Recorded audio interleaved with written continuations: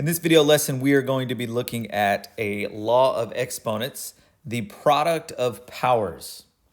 All right, so this diagram here says a to the power of m times a to the power of n equals a to the m plus n. All right, now what this is saying basically is that when you have the same variable that you're multiplying times and you have different exponents, you simply add the exponents.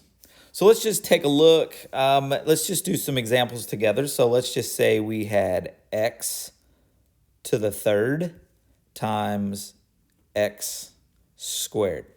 All right. Well, what this is basically saying is you now could just simplify this by saying x to the 3 plus 2. You add the exponents, and that equals x to the 5th. All right. So all we're really doing there is just adding the 3 plus 2. All right. Maybe let's do another example. We could use a different variable.